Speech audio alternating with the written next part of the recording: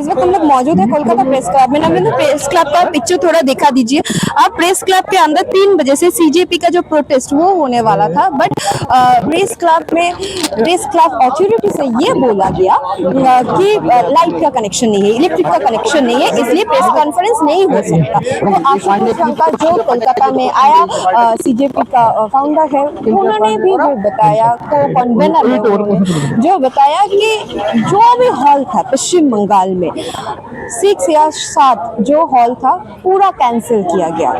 तो इसलिए press club के बाहर ये प्रेस कॉन्फ्रेंस होने वाला है। तो चलिए आशुतोष से पूछते हैं सीजेपी का क्या पोजीशन है पश्चिम बंगाल में, क्योंकि बांकुड़ा का जो केस है ये हम सब लोग जानते हैं। तो स्कूल ठीक करो ये कैंपेन क्या है पश्चिम बंगाल में, क्योंकि पश्चिम बंगाल में बीजेपी का, भाजपा का सरकार है, तो क्या दिक्कत होने वाला है सीजेपी का। तो चलिए उनसे बात करते हैं और जानने की कोशिश करते हैं। मीडिया बंधुओं को नमस्कार। थोड़ा सा माफ़ी चाहेंगे, प्रेस क्लब में ये प्रेस कॉन्फ्रेंस अरेंज थी, लेकिन पहले वहाँ पर पानी भर गया, उसके बाद वहाँ पे इलेक्ट्रिसिटी चले गई, तो हमें लग रहा है ये सब चीज़ें होती रहेंगी। आप लोगों से बात नीचे। कल हम लोग अब्दुल के घर गए थे, उसके गांव गए थे। उस गांव तक जाने की जो सड़क है, जो सरकारी रिकॉर्ड्स में मुझे बताया गया कि वो सड़क 2 बार बनी हुई है, लेकिन वो सड़क किस तरह की दिखती है आप लोगों ने देखा होगा। वहां से ये बच्चा थोड़ी देर पैदल चल के, फिर रिक्शा लेके, फिर ट्रक में बैठकर, फिर ट्रेन में बैठकर 18 तारीख को जंतर मंतर पहुंचा था। उसके पिताजी ने ही उसको बोला कि बेटा जाओ, कुछ अच्छा हो रहा है इस देश में, इस सिस्टम में कुछ बदलाव लाने की लड़ाई हो रही है, तो तुम भी जाओ। 26 तारीख तक अब्दुल जंतर मंतर पर मौजूद रहा, प्रोटेस्ट में हिस्सा लिया, हमारी टीम के साथ वॉलंटियर किया। लेकिन 26 को वापस आने के बाद से लगातार वहां पर भाजपा के गुंडों द्वारा लगातार अब्दुल को और उसके परिवार को धमकाया गया। जो वहां के लोकल एमएलए हैं निर्मल दाड़ा, जो खुद को बहुत बड़े गुंडे समझते हैं, उन्होंने अब्दुल को कॉल करके पाकिस्तानी कहा और उसे आतंकवादी कहा। जब सरकारी स्कूलों की हमारी कैंपेन शुरू हुई, स्कूल ठीक करो कैंपेन, तो उसके तहत अब्दुल सिर्फ वहां का जो सरकारी स्कूल है उसके गांव का, उस स्कूल को विजिट करने के लिए वहां के हेडमास्टर से परमिशन मांगने गया था। जैसे ही वो वापस आया, वहां पर भाजपा के गुंडे पहुंचे, उन्होंने सीधे अब्दुल के साथ मारपीट शुरू की। बीच बचाव करने आए उसके पिताजी के साथ मारपीट शुरू की। उसके बाद जब वो हॉस्पिटल गए, वहां पर भी आकर भाजपा के गुंडों ने अब्दुल के परिवार के साथ, अब्दुल के पिताजी के साथ मारपीट की। अब्दुल ने मुझे ये तक बताया कि वहां पर कुछ गुंडे चाकू लेकर भी आए थे, बंदूक लेकर भी आए थे। तो बहुत क्लियर था कि वो लोग उनका मर्डर करना चाहते थे, अब्दुल का मर्डर करना चाहते थे। बहुत दुख की बात है कि अब्दुल के पिताजी हमारे बीच नहीं रहे, ही सकम्ड टू द इंजरीज। लेकिन कल जब अब्दुल की दादी माफिक साहब, जो अब्दुल के पिताजी थे, उनकी मम्मी से हमने बात की, तो उन्होंने रोते रोते सिर्फ हमें एक चीज बोली कि अब्दुल तुम्हारी जिम्मेदारी है, तुम लड़ो, इनकलाब जिंदाबाद और जीत तुम्हारी होगी। जब उस परिवार से हम मिले, उनकी जब हमने बातें सुनी, तो हमें सिर्फ एक चीज समझ में आई कि अब्दुल और उसका परिवार सच्चे देशभक्त हैं, उनको अपने देश से बहुत प्यार है और वो इस देश को सुधारने के लिए लड़ते रहेंगे। हमें बहुत गर्व है कि अब्दुल सीजेपी का कार्यकर्ता है और अब्दुल बिना डरे अपनी लड़ाई आगे भी लड़ेगा। इस बार पूरी टीम अब्दुल के साथ खड़ी है। अब्दुल अब से हमारी जिम्मेदारी है, और अब्दुल को कुछ भी हुआ तो बंगाल सरकार की खैर नहीं। हमने 4 डिमांड्स सरकार के सामने रखी थी, जिसके बारे में आपको अंकित भारद्वाज जी, जो हमारे ईस्ट और नॉर्थ ईस्ट जोन के इंचार्ज हैं, जिसमें बंगाल भी शामिल है। यहाँ का पूरा संगठन बनाने की जिम्मेदारी अंकित जी की है। तो क्या 4 डिमांड्स थी उसके बारे में अंकित जी आपको बताएंगे। साथियों, अब्दुल के परिवार की सिक्योरिटी को देखते हुए एक डिमांड हमने ये रखी है। तो उस लड़के ने, उस देशभक्त ने बहुत बढ़िया जवाब दिया कि मुझे कोई कंपेंसेशन नहीं चाहिए, मुझे स्कूल ठीक करने हैं, यही मेरा एम है। तो आप एक स्कूल मेरे पापा जी के नाम पे बनवा दो, जनाब तारिक जी के नाम पर एक स्कूल बनवा दो आप, ये उसकी डिमांड थी। तो यही चौथी हमारी डिमांड है। इन चारों डिमांडों को इंश्योर करने के लिए हमारा एक डेलीगेशन, सीजीपी का डेलीगेशन अब्दुल के घर पर रहेगा। आकाश जी हमारे साथी, इनकी लीडरशिप में, ये हमारे बहुत मजबूत साथी हैं, इनकी लीडरशिप में हमारे लोग यहाँ पर रहेंगे और ये इंश्योर करेंगे कि जो हमने 10 दिन का अल्टीमेटम दिया है, सरकार इन चारों डिमांडों को 10 दिन के अंदर पूरी करे। अगर सरकार इन चारों डिमांडों को पूरी नहीं करती है तो जैसा कि हमने बताया था कि हम उस डिस्ट्रिक्ट का घेराव करेंगे, वहाँ के एसडीएम ऑफिस का घेराव करेंगे और सरकार को मजबूर करेंगे कि चारों डिमांडें पूरी करें। आगे की जो डिटेल है वो हमारे साथी विजय जी बताएंगे। तो विजय हमारे साउथ जोन के हेड हैं और उसके साथ ही हमारे मीडिया कोऑर्डिनेटर भी है। हम लोगों ने डिसाइड किया है कि अब्दुल के लिए हम लोग एक फंड रेजिंग कैंपेन की शुरुआत करेंगे। उसकी डिटेल्स आपके साथ विजय शेयर करेंगे और बंगाल में आगे की हमारी रणनीति क्या रहेगी उसके बारे में भी विजय आपसे 2 मिनट बात करेंगे। उसके बाद मैं आप लोगों को आज की एक और घटना के बारे में बताना चाहूँगा। आज हमारा एक मीटअप प्लान था, लेकिन उस मीटअप में किस तरह की दिक्कतें सरकार द्वारा पैदा की गई उस बारे में हम बात करें। पूरा नाम बताइए। मेरा नाम विजय रेड्डी मलंगी है, मैं हैदराबाद तेलंगाना से हूँ। और जब हमने अब्दुल जी से उनका परिवार बहुत गरीब परिवार है, हमने सोचा है कि हम और एक डिमांड रखेंगे इस सरकार के आगे कि उनको अच्छी सी कॉम्पेंसेशन मिले, कम से कम 1 करोड़ रुपए की कॉम्पेंसेशन मिले। लेकिन अब्दुल ने मना किया। अब्दुल ने बोला कि मेरा पापा तो चले गए, लेकिन मुझे पैसे की कोई लालच नहीं है, मुझे कॉम्पेंसेशन नहीं चाहिए, मुझे मेरे विलेज में, मेरे डिस्ट्रिक्ट में मेरे पापा के नाम पे एक स्कूल चाहिए। तो ये तो सरकार करना पड़ेगा इस सरकार को, और हम जिम्मेदारी लेना चाहते हैं अब्दुल के लिए कॉम्पेंसेशन के लिए फंड रेज करने का जिम्मेदारी। तो हम उनका अकाउंट नंबर, उनका अकाउंट डिटेल्स भी हम पब्लिक करेंगे कल। तो हम रिक्वेस्ट करते हैं सारे वेस्ट बंगाल के सिटीजन से, सारे देश के युवाओं से और छात्रों से कि 1-1 रुपये अगर आप अब्दुल के लिए डोनेट कर सकते हैं, वो उनको बहुत मदद मिलेगी, उनके फैमिली को भी बहुत मदद मिलेगी। और उसके साथ साथ हम ये भी कहना चाहते हैं कि हमने बहुत सुना है कि वेस्ट बंगाल में लगभग 8,000 स्कूल बंद हो चुके हैं पिछले 2-3 सालों में।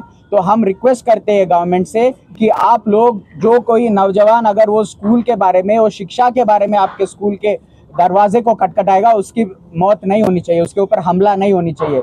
शिक्षा की भूमि है वेस्ट बंगाल। रविंद्रनाथ टैगोर ने जितना सिखाया पूरा देश को, ये शिक्षा को आप इस वेस्ट बंगाल का एग्जाम्पल बनाना चाहिए, वायलेंस को नहीं। तो हम यही विनती करते हैं, अगर आप ऐसे ही करते जाओगे तो बहुत गलत एग्जाम्पल सेट होगा पूरे हिंदुस्तान में वेस्ट बंगाल के बारे में। तो हम ये विनती करते हैं कि छात्रों के ऊपर और स्टूडेंट्स के ऊपर आप विद्या की बात करें, आप शिक्षा की बात करें और वायलेंस ना करें। आज हमारा सीजेपी का मीटअप प्लान था, आप लोगों ने उसकी डिटेल्स होगी। भारत सभा हॉल में कोलकाता में ही है, वहाँ पर ये मीटिंग प्लान थी, इंटरनल मीटिंग थी। हमारे सीजेपी के जितने भी साथी हैं उनके साथ किस तरह से आगे संगठन को बढ़ाया जाए, स्कूल ठीक करो कैंपेन को किस तरह से हम बंगाल के गांव-गांव तक लेकर जा पाए, इस बारे में मीटिंग थी। कल भारत सभा हॉल हमने बुक कर लिया था। आज जब हम वहाँ पर गए तो उन्होंने बोला कि हमारे ऊपर भाजपा के जो लोकल लीडर्स हैं उनका बहुत ज़्यादा प्रेशर है, तो आपकी मीटिंग यहाँ पर नहीं कर पाएंगे। बंगाल में भाजपा सरकार को अभी 4 महीने हुए हैं। ये सरकार बड़ी आसानी से कह सकती थी कि हम सरकारी स्कूलों पर काम करेंगे, आप हमें थोड़ा समय दीजिए। बंगाल में शिक्षा व्यवस्था कैसे सुधारी जाए बताइए, हम मिलकर आपके साथ काम करेंगे। हम अभी आए हैं, आपके साथ मिलकर बंगाल की शिक्षा व्यवस्था को सुधारेंगे। लेकिन बंगाल की सरकार ने पिछले 2-4 दिनों में क्या किया, हमारा वॉलंटियर जो वहां पर स्कूल का ऑडिट किया, उसके परिवार के साथ मारपीट की, उसके पिता की हत्या कर दी। एक शांतिपूर्वक इंटरनल मीटिंग जिसमें हम सिर्फ ये रणनीति बना रहे थे कि किस तरह से बंगाल के स्कूलों को सुधारा जा सके, उस बारे में डिस्कशन करते हैं, आपने डरा धमकाकर उस मीटिंग हॉल को कैंसिल करवा दिया। आप अगर यही करने आए हैं तो हम ये लिख कर दे सकते हैं कि बहुत जल्दी बंगाल की जनता आपसे त्रस्त होने वाली है। समय है, सुधर जाइए, बंगाल की शिक्षा व्यवस्था पर काम कीजिए। बहुत दिक्कतें हैं। 2000 से ज्यादा स्कूल बंगाल में पिछले कुछ सालों में बंद हुए हैं। बांकुड़ा डिस्ट्रिक्ट जहां पर हम मौजूद थे वहां पर 200 से ज्यादा सरकारी स्कूल बंद हुए हैं। हजारों टीचर्स सुप्रीम कोर्ट के डिसीजन के बाद से उन्होंने अपनी नौकरी खो दी। एक के बाद एक बंगाल में रिक्रूटमेंट स्कैम्स हुए हैं, पेपर लीक्स की घटनाएं हुई हैं। यहाँ के कॉलेजेस का हाल किसी से छुपा नहीं है, यहाँ की यूनिवर्सिटीज का हाल किसी से छुपा नहीं है। आप लोगों के पास मौका है, या तो आप गुंडागर्दी करिए जैसा कि पूरे देश में भाजपा के गुंडे कर रहे हैं, भाजपा की सरकारें कर रही हैं, या फिर आपके पास मौका है कि आप प्रोग्रेसिवली बंगाल की शिक्षा व्यवस्था को सुधारें। पूरा देश आपकी तरफ देख रहा है और आपकी अगर गुंडागर्दी जारी रहेगी तो बहुत जल्दी बंगाल की जनता को भी आपका सच समझ में आ जाएगा। हम डरने वाले लोग नहीं हैं।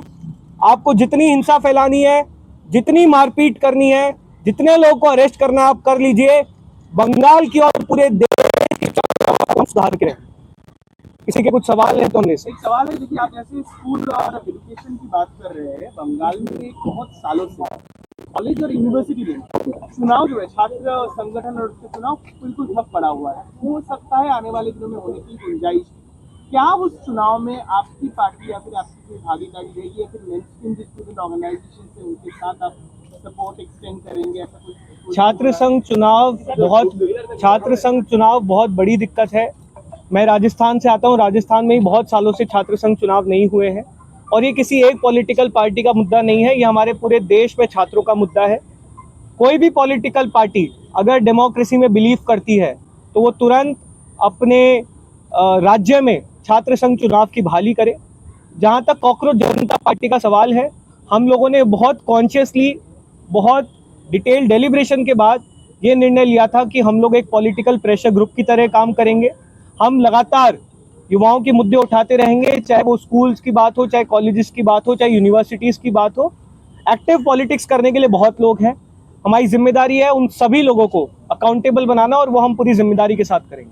बंगाल का रणनीति जो बताएगा, क्या आपका फ्यूचर प्लानिंग क्या है बंगाल का? बंगाल में अभी कॉकरोच जनता पार्टी का पूरा फोकस स्कूल ठीक करो कैंपेन पे है।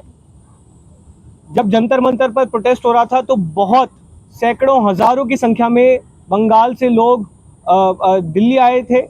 हमें बहुत गर्व है, बंगाल ने हमेशा इस देश को शिक्षा के क्षेत्र में दिशा दिखाई है और बहुत दुख की बात है कि पिछले कुछ सालों में बंगाल में शिक्षा की इस तरह की दुर्दशा हुई है, चाहे वो स्कूल्स की बात हो, यूनिवर्सिटीज़ की बात हो। तो अभी हम लोग का पूरा फोकस स्कूल ठीक करो कैंपेन पे रहेगा और इसी कैंपेन के थ्रू हम धीरे धीरे बंगाल के हर जिले में, हर गांव में, हर शहर में अपना संगठन बनाएंगे और यही कॉकरोचेस आगे जाके शिक्षा के मुद्दे पर काम करेंगे, सरकार को जवाबदेह बनाएंगे। छात्र आंदोलन की जो जीत हुई है, छात्र आंदोलन की जो जीत हुई है उसके मामले में क्या बताएंगे आप? नहीं, हम देखिए बहुत ज़्यादा खुश हैं कि झारखंड में जिस तरह का आंदोलन देवेंद्र नाथ महतो की नेतृत्व में लड़ा गया, उस आंदोलन की कल जीत हुई है। हम पहले दिन से इस आंदोलन के समर्थन में थे। मैंने, दीपके ने कई बार महतो जी से और पूरी टीम से बात भी की है। हमारे जो कोर टीम के लोग हैं जिन्होंने एक्चुअली जंतर मंतर की प्रोटेस्ट को लीड किया था, उसे ऑर्गेनाइज किया था, वहाँ पर पहले दिन से मौजूद थी। तो हमें बहुत खुशी है कि उन छात्रों को न्याय मिला, लेकिन उनको न्याय के लिए इतना इंतजार करना जरूरी नहीं था।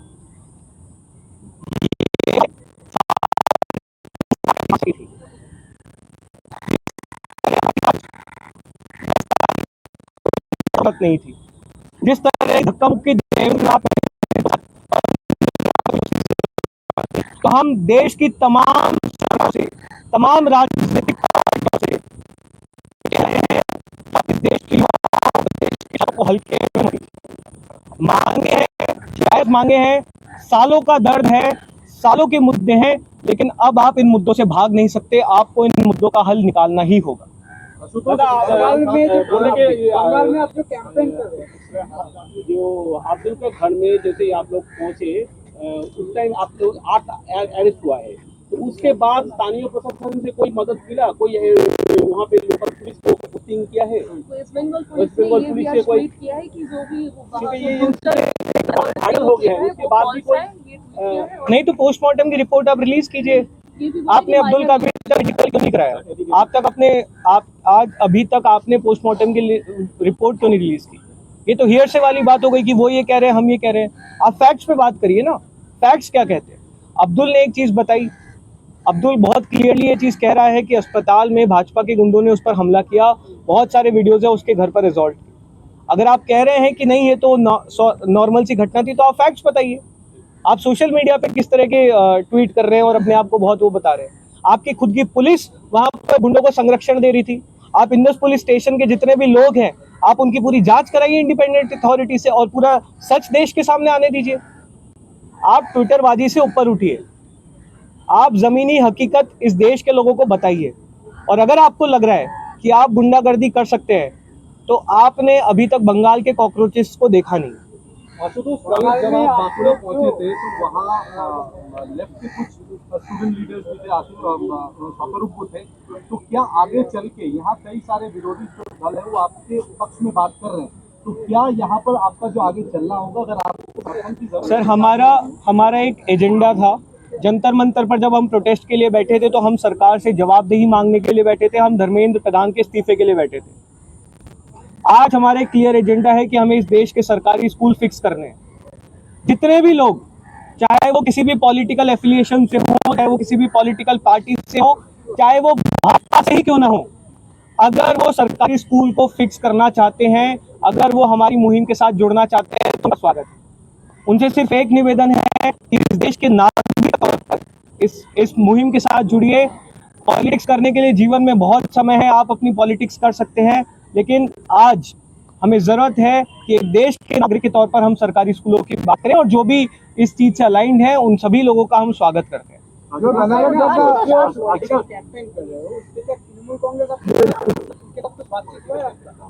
ये देखिए, तृणमूल कांग्रेस और तमाम जितने भी यहाँ पर पॉलिटिकल पार्टीज हैं, लेफ्ट की पॉलिटिकल पार्टीज हैं, और देश में भी चाहे वो समाजवादी पार्टी हो, चाहे आम आदमी पार्टी हो, चाहे डीएमके हो, कांग्रेस भी हो, तो कई सभी राजनीतिक पार्टियों ने जंतर मंतर के हमारे प्रोटेस्ट का समर्थन किया था। तृणमूल से भी कई सांसद जंतर मंतर पर मौजूद थे, उनका समर्थन था। और फिर से मैं वही कहना चाहूँगा, कोई भी राजनीतिक पार्टी अगर देश की शिक्षा व्यवस्था को सुधारने में हमारा समर्थन करती है तो उनका स्वागत है। भारत सभा हॉल, एक सेकंड। राहुल गांधी लगातार छात्रों की बात कर रहे हैं, छात्रों की गूंज कर रहे हैं, तमाम शहरों में जा रहे हैं, जहां भी जा रहे हैं उनका परमिशन कैंसिल हो रहा है। पुणे में भी कैंसिल हुआ है। अभिजीत तिपके वहीं से आते हैं, महाराष्ट्र से, इस पे क्या कहेंगे? नहीं, ये तो पूरा मोडस ऑपरेंडी है, बहुत क्लियरली मोडस ऑपरेंडी दिख रहा है भाजपा का। हम दिल्ली में जब एक इंटरनल मीटिंग करने गए थे वॉलंटियर्स की, आप लोगों ने देखा होगा, उसकी रिसीट भी हम लोगों ने आप लोगों को दिखाई। उस इवेंट की भी इन लोगों ने परमिशन कैंसिल कर दी। ये जो डायलॉग में एंगेज ना करने का इनका सिस्टम है, वो इनको बदलना ही पड़ेगा। आपको अगर लग रहा है कि आप डरा धमका कर लोगों को रोक देंगे तो कुछ दिन तक चलेगा, उसके बाद वो लोग भी आपके खिलाफ खड़े हो जाएंगे तो आप कहीं मुंह दिखाने लगेंगे। मैं आज भाजपा को एक आइडिया देता हूँ, अगर आप सही में जेनजीज के लिए कुछ करना चाहते हैं तो क्यों नहीं आप आगे होकर बताइए कि हम स्कूल एजुकेशन को रिफॉर्म करने के लिए ये चीजें आप करिए, आपको पूरा मौका दे रहे हैं। आप बताइए कि आप 5 स्कूल एजुकेशन को सुधारने के लिए ये रिफॉर्म्स करेंगे। इस देश में 95,000 स्कूल पिछले कुछ समय बंद हुए हैं, उसके लिए आप क्या करेंगे? हमारे एजुकेशन का बजट बढ़ाने के लिए आप क्या करेंगे? हम समर्थन करेंगे आपका, लेकिन आपका रिस्पॉन्स सिर्फ और सिर्फ गुंडा करना, को धमका के उनके हॉल की बुकिंग कैंसिल करवाना, यही रहेगा। तो ये अब ज्यादा दिन चलने वाला नहीं है। देश में लोगों का डर खत्म हो गया है। आपने इवेंट कैंसिल करा दिया, लेकिन आप कब तक इवेंट कैंसिल कराओगे? That brings us to the question, Ashutosh, what happened with the booking cancellations? Bharat Sabha में we heard that they had taken an advance amount and they तो भारत सभा में हम लोग कल हम लोगों की बातचीत हुई थी, बहुत विस्तार में बातचीत हुई थी। जब हम बांकुड़ा से वापस आ रहे थे तो उन्होंने हमें सिर्फ इतना बोला था कि आप लोगों की बुकिंग कंफर्म्ड है, आप लोग कल सुबह आइए, अपनी रिसीट ले जाइए, जो भी पेमेंट है उसको कीजिए। आज सुबह जब हमारी टीम वहाँ पर पहुँची तो उन्होंने बोला कि हम यहाँ पर आपको बुकिंग नहीं दे सकते हैं, क्योंकि भाजपा के जो वहाँ के लोकल लीडर्स हैं उनकी तरफ से हमें धमकी भरे कॉल है। उसके बाद हम लोगों ने 6 और हॉल्स में बात करने की कोशिश की, लेकिन सभी हॉल से हमें सेम रिस्पॉन्स आया कि भाजपा की तरफ से बहुत क्लियर डायरेक्शन है कि कॉकरोच जनता पार्टी के किसी भी मीटअप को आप अपने हॉल में ऑर्गेनाइज नहीं कर सकते। एक दो नाम बोल सकते हैं हॉल पे? देखिए, नाम में नहीं जाते हैं, लेकिन आपको जो हम बात एक्शन लेंगे, क्योंकि ये आपका कोई सरकारी अगर कोई ले सकता है तो भी अगर वो देखा तो ये आप ये देखिए, ये बहुत साफ है, आप इस तरह की जो हरकतें करेंगे उससे मूवमेंट और बड़ा होगा। और प्रेस क्लब आप लोगों को डराएंगे, धमकाएंगे, आप मारपीट करेंगे तो इससे आप और ज्यादा इस मूवमेंट को बड़ा करेंगे। ये जनरेशन डरने वाली जनरेशन नहीं है। इस जनरेशन के साथ मारपीट करके उनको जेल में भेज के आप चुप नहीं करा सकते। इनफैक्ट आप जितना ज्यादा ये चीज करोगे ये जनरेशन उतनी ज्यादा खड़ी होगी। अभी भी समय है, सुधर जाइए, बात करिए, फीडबैक लीजिए, रिफॉर्म्स लेके आइए। आपके पास मौका है, आपके पास मौका है अपने मॉडल को चेंज करने का, लोगों के असल मुद्दों को हल करने का। अपनी रणनीति बदलिए, वरना बहुत जल्दी बहुत देर हो जाएगी और फिर आपके पास मौका नहीं होगा अपनी गलतियों को सुधारने का। टीएमसी का जमाना में सबसे ज्यादा करप्शन हुआ है इस स्टेट में, और आप लोग बोल रहे हैं टीएमसी आप लोगों का पास है। तो लास्ट 15 बचर में 15 साल में टीएमसी का अमल में सबसे बड़ा एजुकेशन सिस्टम में करप्शन हुआ है। इसका एजुकेशन मिनिस्टर भी जेल गया था। आप लोग का क्या रिएक्शन? हम लोगों ने बहुत क्लियरली बोला है, this is not about the political party. अगर टीएमसी की सरकार होती तो यही सवाल हम टीएमसी से भी कर रहे होते। आज भाजपा की सरकार है तो हम उनसे सवाल कर रहे हैं। हम लोग यहाँ पर वोट मांगने नहीं आए, हम लोग यहाँ पर किसी पॉलिटिकल पार्टी के साथ अलायंस करने नहीं आए। हम लोग यहाँ पर सरकारी स्कूल ठीक करवाने आए हैं, हम यहाँ की शिक्षा व्यवस्था को सुधार के आए। मैं फिर कह रहा हूँ, बंगाल सरकार के पास मौका है। आप कह सकते हो कि आप 4 महीने हुए हैं, आप सुधारेंगे। आप बताइए बंगाल की जनता को कि आप क्या क्या सुधार लागू करेंगे और हम स्वागत करेंगे। वरना आप जो अभी रणनीति अपना रही है, गुंडागर्दी करिए, धमकाइए, मारपीट करिए, वही करिए जो देश में बाकी राजनीतिक पार्टियां कर रही है, बाकी जो भाजपा की सरकारें हैं वो कर रही है। वो तो बंगाल में पिछले कुछ सालों में, कुछ दशकों में जिस तरह का हाल हुआ है, चाहे वो शिक्षा व्यवस्था का हो, चाहे वो अर्थव्यवस्था का हो, वो पूरे देश ने देखा। बंगाल के जेनजी से, जेन अल्फा से हम सिर्फ एक रिक्वेस्ट करेंगे, आप लोगों को अपने हक के लिए खड़ा होना होगा। आप लोगों को राजनीति से ऊपर उठकर अपने स्कूलों के लिए लड़ना होगा, अपने कॉलेजेस के लिए लड़ना होगा, अपनी यूनिवर्सिटीज के लिए लड़ना होगा। और कॉकरोच जनता पार्टी आप लोगों के साथ खड़ी है, आपके पीछे खड़ी रहे। बीजेपी गवर्नमेंट का सभी आया है। नेट का जो एग्जाम है एनटीए ने डिक्लेयर किया है, 3 सब्जेक्ट का री एग्जामिनेशन होगा। एनटीए को स्क्रैप करने के लिए आप लोगों का मांग था, नीट चला गया, उसके बाद नेट का मौका आ गया, बोल रहे कि 3 exam. NTA is one of the most incompetent bodies in this, incompetent institute in this country. हम लोगों ने बहुत साफ शब्दों में बोला है कि एनटीए को आप ट्रांजिशन करा के एक टेक्निकल एजेंसी बनाइए। आप एग्जाम्स ठीक से नहीं करा पा रहे हैं, यू हैव फेल्ड। एनटीए को एक प्राइवेट ऑर्गेनाइजेशन की तरह ट्रीट किया है जहाँ पे सिर्फ भ्रष्टाचार, पेपर लीक हुए। हम फिर से सरकार से मांग करते हैं कि आप डिसॉल्व कीजिए, सरकार जितने भी परीक्षाएं हैं उनकी प्रॉपर ऑडिटिंग कीजिए, उनकी एंड टू एंड मैपिंग कीजिए। किसी भी तरह की चूक नहीं होनी चाहिए। जब तक आप स्ट्रक्चरल रिफॉर्म्स नहीं लेकर आएंगे, पेपर लीक्स रुकने वाले नहीं हैं। हम पढ़ रहे थे कि वहाँ पर ग्रामेटिकल मिस्टेक्स हुई है और इस तरह की टेक्निकल मिस्टेक्स हुई हैं। ये अगर एनटीए जैसी सेंट्रल संस्था करा रही है तो हम देश के बाकी संस्थानों से क्या उम्मीद रखेंगे? और डिजिटल जैसे हमने देखा कि सीजीपी का जैसे तैयार हुआ, एक देखा जा रहा है कि दिमागी नक्सल करके जो विवाद चल रहा है, कल उसका एक सोशल मीडिया प्लेटफॉर्म तैयार हो रहा है, लाखों के तादाद पर लोग जुड़ रहे हैं। इसको सीजीपी किस तरीके से देख रही है? मैं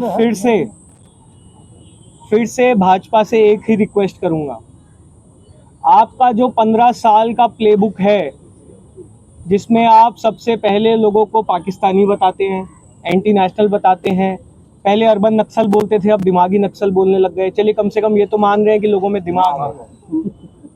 उसके बाद आप मारपीट करते हैं, हिंसा फैलाते हैं, झूठ फैलाते हैं, प्रोपेगेंडा फैलाते हैं, मिस इन्फॉर्मेशन फैलाते हैं। थोड़ा सा अपनी प्लेबुक चेंज करिए। पढ़े लिखे लोग यहाँ पर लड़ाई लड़ रहे हैं, पढ़े लिखे लोग आंदोलन कर रहे हैं। आपकी प्लेबुक पुरानी हो चुकी है, 12 साल से ये प्लेबुक चल रही है, कुछ नया लेकर आइए। क्यों ना एक बार मोदी जी ओपनली आकर लोगों से फीडबैक ले कि बताओ क्या सुधार करना है, मैं सुधार करूंगा। क्यों ना वो आकर बताए कि किस तरह से इस देश के सरकारी स्कूल वो ठीक करेंगे। आप भी तो हमें सरप्राइज कीजिए। क्यों वो घिसी पिटी प्लेबुक हर साल ले आते, हर मूवमेंट पे ले आते हैं? क्यों आप हर आंदोलन में एक नई कॉन्स्पिरेसी थियरी जोड़ने की कोशिश करते हैं? भाजपा के हिसाब से इस देश में जो भी हो रहा है, जो उनकी सरकार के अनुकूल नहीं है, जो उनकी सरकार के लायक नहीं है, वो एक कॉन्स्पिरेसी है। या तो डीप स्टेट की कॉन्स्पिरेसी है, या अमेरिकियों की कॉन्स्पिरेसी है, या चाइना की कॉन्स्पिरेसी है।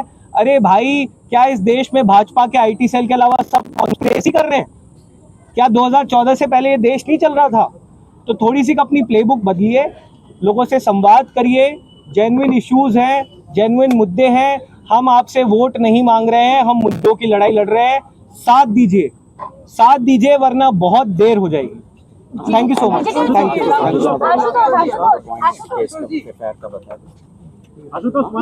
डिजिटल को लेकर क्या कहेंगे? जंतर मंतर फंडिंग जो पार्टी बैन कर देना चाहिए, क्या डीप स्टेट फंडिंग जो पार्टी है उसको बैन कर देना चाहिए। Deep state funding? क्या डीप स्टेट फंडिंग जो पार्टी जो आ रहा है, ये दिमागी नक्सल वगैरह वगैरह। अच्छा, आप कह रहे हैं कि वो डीप स्टेट फंडेड है? उन्होंने तो बोला है कि वो पीएम केयर्स के फंड से आई है। पीएम केयर्स फंड के एक बार जांच करा के पता कीजिए कि उन लोगों ने फंड किया है क्या। बहुत सालों से उसके बारे में किसी को पता नहीं है, थोड़ा पता कराइए। सीजेपी को भी पीएम केयर्स फंड से ही पैसा मिल रहा है, उसकी ऑडिट करवाइए, सच लोगों के सामने लेकर आइए। ईडी सीबीआई आपके सारे रिसोर्सेज आपके हैं, पता कराइए फंडिंग कहाँ से आ रही है। और ये भी पता कराइएगा कि इस देश में 50-50 करोड़ रुपए लेकर जो सांसदों को खरीदा जा रहा है, उसकी फंडिंग कहाँ से आ रही है। इस देश में जो भाजपा ने इतने चमकने वाले हर जिले में जो कार्यालय बनाए, उसकी फंडिंग कहाँ से आ रही है, ये भी पता करिएगा। Thank you so much. दादा, आज कोलकाता में जो हुआ, इतने सारे हॉल कैंसिल हो गया, तो आपको क्या लगता है पश्चिम बंगाल का जो सरकार है, सीजेपी का जो प्रोटेस्ट चल रहा है, इससे डर रहा है? मैम, डरना या नहीं डरना वो हमें नहीं पता, लेकिन चीजें कुछ इस तरीके से की जा रही हैं कि हमारी कल बुकिंग होती है, आज हम जाके, मैं फिजिकली जाके बात करता हूँ, मेरे पास मतलब कुछ है, एविडेंस भी है, ऐसा कोई बात नहीं है कि हमने चीजें मेकअप कर रहे हैं, लेकिन चीजें ऐसी हुई हैं कि हम कल रात को बुकिंग कर रहे हैं, अगले दिन सुबह जाके कैंसिल कर दी जा रही है। जितने भी हम सेंटर्स में गए हैं, सारे लोग ऐसे बोल रहे हैं कि मैनेजमेंट ने मना कर दिया है। तो डर लगना या नहीं लगना वो हमारे को बोलने की जरूरत नहीं है, इट्स क्वाइट एविडेंट। मतलब ये पश्चिम बंगाल में सिर्फ हो रहा है या अदर स्टेट्स में भी हो रहा है? मैम, अदर स्टेट्स में, being Delhi capital of the whole country, that particular place also that was rigged। भाई, हमारे को बुकिंग करवाने के बाद आपका वो नहीं हो रहा है, हमारे को कैंसिल कर दिया जा रहा है। इलेक्ट्रिसिटी, अब आप ये देखिए, कैमरा को थोड़ा घुमा दीजिए। ये है हम लोगों का कोलकाता प्रेस क्लब, इसके अंदर होने वाला था ये प्रेस कॉन्फ्रेंस, बट हम लोग ये बाहर करना पड़ा। बिल्कुल, इलेक्ट्रिसिटी, ये हमारे देदीप्रिय भैया हैं, ये हमारे सीजेपी के कार्यकर्ता हैं बहुत बड़े, तो इनसे पूछिए, लाइट भाग जा रही है, इलेक्ट्रिसिटी की प्रॉब्लम है, जो तो कितनी सारी चीजें हैं, कितना बहाना बनाओगे।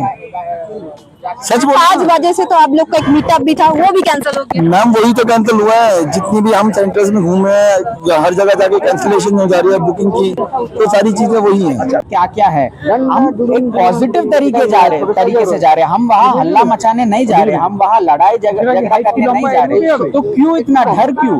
हमारे साथ आपके विकास के मार्ग में हमें साथ लेके जाइए, हम आपका मदद करेंगे, हम आपके लिए ऑडिट करेंगे, हम आपको बताएंगे क्या क्या होनी चाहिए। तो आप हमें एनिमी के तरह मत देखिए, आप हमें एक प्रोग्रेसिव गवर्नमेंट, एक स्टेक होल्डर के तरह, हम भी एक भागीदार है इसमें। तो आपका ये सोच आपको बदलना पड़ेगा। हम अच्छी शिक्षा चाहते हैं, हम आपसे पॉलिटिक्स करने नहीं आए हैं, हम वोट मांगने नहीं आ रहे, हम चुनाव लड़ने नहीं आए हैं अभी। तो हम यही चाहते हैं कि हम स्कूल को एक्सेस दिया जाए। आप बताइए किस दिन देंगे, मंडे देंगे, सैटरडे देंगे, पर्टिकुलर स्लॉट देंगे, क्या परमिशन लेनी पड़ेगी? Follow all the rules and procedures. लेकिन आप ये नहीं कह सकते कि एक भारतीय नागरिक उसकी इलाके की स्कूल ना देख सके। क्यों है? नेशनल सिक्योरिटी का कुछ इशू होता है क्या? वहाँ वो आर्मी आउटपोस्ट है क्या? नहीं, वो विद्यालय है, वो एक स्कूल है, उसमें छुपाने की क्या बात होती है? और कॉलेज का भी हालत खराब है, कॉलेज ठीक कर लो, ऐसे कोई कंप्लेन स्कूल कॉलेज सब एक ही अंदर आते हैं। स्कूल इसलिए हमने शुरू किया है, कॉलेज तो शुरू नहीं हुआ। नहीं होगा, क्योंकि पहले स्कूल तो ठीक करना पड़ेगा। कॉलेज बच्चे तब जाएंगे जब स्कूल रहेंगे। जब देश के विलेजेस में, देश के रूरल इंडिया में स्कूल्स इतना खराब पड़े हैं, तो हम पहले बच्चों के लिए स्कूल ठीक करो के अभियान शुरू करें।